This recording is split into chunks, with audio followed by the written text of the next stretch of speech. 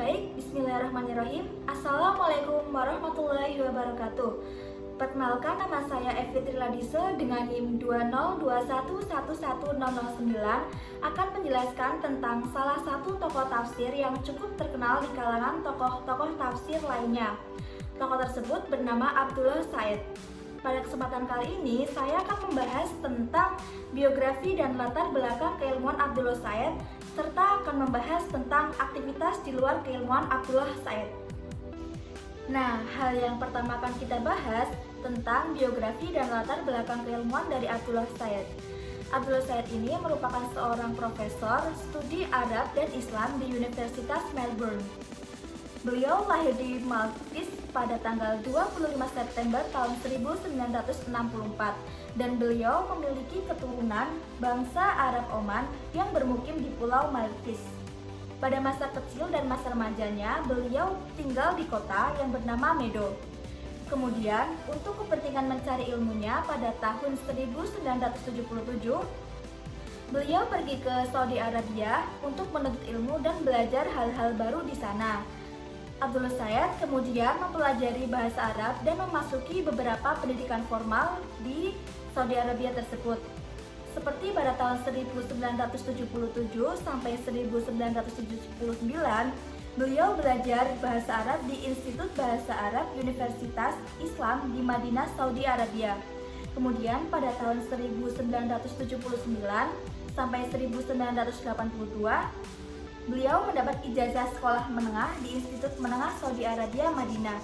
Dan pada tahun 1982 sampai 1986, beliau menjadi Bachelor of Art dalam studi Arab dan Islam Universitas Islam Saudi Arabia di Madinah.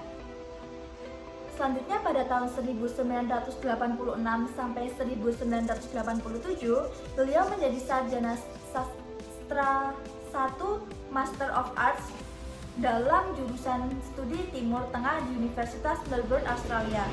Pada tahun 1992 sampai 1994, beliau menjadi Master of Art dalam jurusan Linguistik Terapan di Universitas Melbourne, Australia.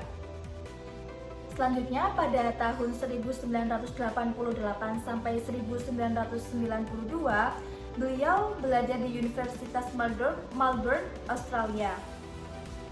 Nah, setelah ia hijrah ke Melbourne, Australia untuk menempuh pendidikan S2 dan S3-nya, Abdullah Said mengabdikan dirinya di Universitas Melbourne sebagai profesor di sana. Abdullah Said memiliki kepribadian yang rajin, ulet, dan dikenal sebagai sosok yang humanis. Ia dinilai sebagai seorang yang memiliki wawasan yang luas, profesional, serta konsisten terhadap keilmuan yang dipelajarinya. Abdullah Said juga aktif di beberapa organisasi sosial kemasyarakatan yang berbasis gerakannya memberikan pengabdian kepada masyarakat luas. Latar belakang pendidikan yang berkualitas tersebut menjadikan beliau seorang cendekiawan yang terkenal di dunia. Selain itu, Abdullah Said juga terlibat dalam kelompok dialog antar kepercayaan, yaitu Kristen dan Islam, dan antara Yahudi dan Islam. Bahkan Abdullah Said sebagai dosen yang dikenal cukup ulet dan terkenal itu, beliau mempelajari berbagai macam bahasa, seperti bahasa Arab, bahasa Inggris, bahasa Maltese, bahasa Urdu, dan bahasa Indonesia, serta Jerman, yang membuatnya sering berpergian ke luar negeri yang telah menjunjung tinggi dan mengunjungi beberapa negara-negara lain. Nah, Abdullah Said itu pernah mengunjungi negara seperti Amerika, Eropa, Timur Tengah, Afrika Selatan, dan Asia Tenggara.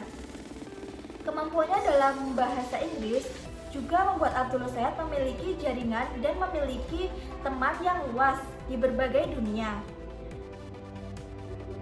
Abdullah Said menjadi seorang narasumber bagi media tentang isu bank sebagai pemimpin komunitas muslim di Australia, dan beliau pernah menjadi pemeran utama dari sejumlah konferensi seminar dalam kuliahnya di samping pengabdiannya menjadi dosen di Universitas Melbourne. Bahkan Abdullah Said memiliki sesekali relasi diserupakan di seluruh dunia. Sebagai dosen dan akademis, Abdullah Sayed memiliki banyak riwayat pekerjaan sejak dia menyandang gelar mulai dari sarjana sampai profesor. Dengan ilmu yang dimilikinya, membuat beliau mendapatkan pekerjaan yang sesuai dengan profesinya. Beliau pandai berbahasa Arab dan beliau sering pergi ke luar negeri dan banyak relasi dan mempunyai teman yang banyak. Pada tahun 1988 sampai 1992, beliau sebagai tutor dan menjadi dosen part-time pada mata kuliah Bahasa dan Sastra Arab di Studi Timur Tengah di Universitas Melbourne. Dan pada tahun 1992 sampai 1993 sebagai koordinator mata kuliah Bahasa Arab dan Studi Islam di Sekolah Tinggi Islam King Khalid Victoria.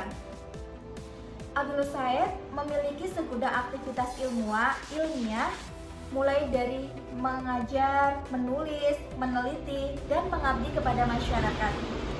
Abdullah Sayed bergabung dalam Asosiasi Profesor Asia Institute Universitas Melbourne dan Akademi Agama Amerika.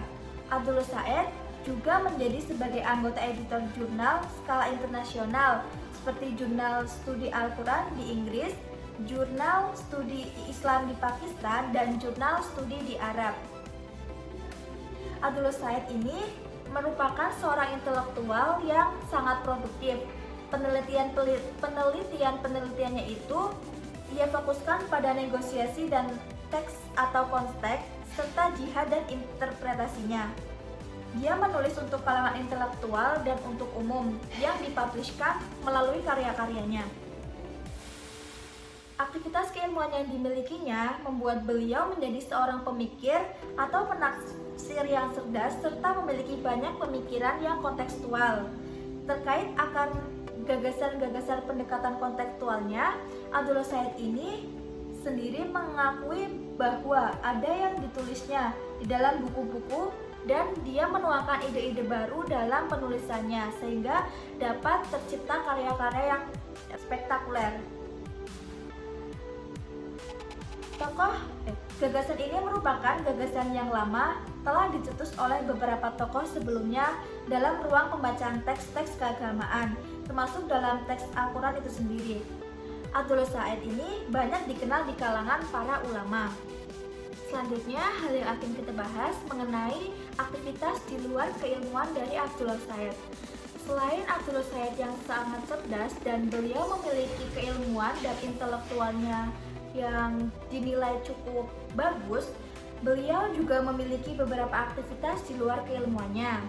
Abdullah Sayed dikenal sebagai salah seorang tokoh tafsir yang moderat dan memiliki pemikiran yang kontekstual. Gagasan Abdullah Sayed sangat relevan yang diaplikasikan. Misalnya, untuk mengatasi persoalan korupsi, pengangguran, pencemaran lingkungan, dan lain-lainnya yang terjadi di Indonesia. Beliau memiliki pemikiran kontekstual yang mencangkup tentang hal tersebut. Sebagai contoh, dalam bidang ekonomi yang berkaitan dengan penafsiran Al-Quran, Abdullah Sayed berpendapat bahwa semua riba dalam Al-Quran memiliki makna yang sama, yaitu memaksakan tambahan biaya terhadap perhutangan miskin karena ketidakmampuannya untuk mengembalikan hutang sesuai dengan waktu yang telah ditentukan. Selanjutnya, untuk menanggulangi riba, Al-Quran juga menjelaskan dan menganjurkan untuk mengeluarkan infak dan sedekah untuk meringankan biaya bagi orang-orang miskin. Selain itu, Abdullah Sayed juga menjelaskan beberapa dalam bidang ekonomi, contohnya seperti bunga bank. Menurut Abdullah Sayed, bunga bank itu berbeda dengan riba karena peminjaman uang umumnya bukanlah untuk orang-orang miskin, melainkan untuk orang-orang yang mampu secara ekonomi, di mana mereka meminjam uang untuk mengembangkan usahanya. Pendekatan kontekstual yang digagas oleh Abdullah Sayed ini juga menjabani ulama klasik dan para pemikir modern, karena Abdullah Sayed mempertimbangkan tentang hasanah pemikiran klasik dan pemikiran-pemikiran para cendekiawan lainnya atau pemikiran-pemikiran cendekiawan serta kontemporer dengan ide-ide baru yang digagasnya. Pemikiran Abdul Said ini tidak perlu diterapkan jika suatu masyarakat tidak mempersoalkan tentang penafsiran Al-Quran. Abdul Said atau pemikiran Abdul Said juga menafsirkan Al-Quran belum banyak dijadikan sebagai kajian konteks masyarakat di era 21, sangat berbeda ketika Al-Quran diturunkan, sehingga kebutuhan umat Islam berkembang sangat kompleks. Atas dasar ilmiahnya, pendekatan kontekstual yang ditawarkan Abdul Said ini sangat relevan dalam menafsirkan Al-Quran. Aktivitas di luar keilmuannya itu sangat memberikan dampak positif di masa sekarang ini. Sejarah dan kondisi sosial dari Abdul Said ini meliputi sudut pandang, kebudayaan, kebiasaan, kepercayaan, dan norma-norma serta nilai-nilai dari penerima Al-Quran yang harus memperhatikan suatu sesuai dengan ketentuan syariat Islam. Sekian yang dapat saya sampaikan. Selanjutnya, pembahasan tentang karya-karya serta pemikiran tafsir Al-Quran akan dilanjutkan oleh rekan saya, Bella Arumsari. Sekian dari saya. Wassalamualaikum warahmatullahi wabarakatuh.